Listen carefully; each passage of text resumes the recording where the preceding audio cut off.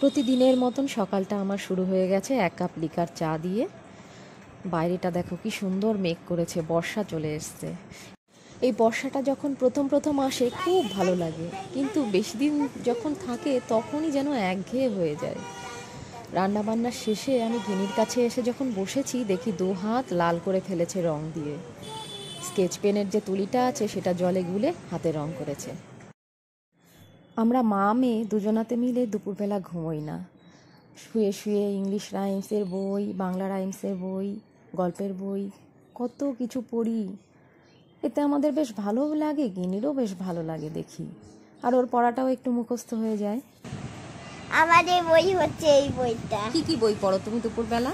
আমি হ্যাঁ, Bangla, Bangla English, rhymes বলো, রাইমস। বাংলা রাইমস আর আর বলো ইংলিশ রাইমস, ইংলিশ রাইমস। আর কি করো? গল্পের বই, গল্পের বই বলো। গল্পের বই। আর কি করো? দাঁত খাই। এই দুষ্টু।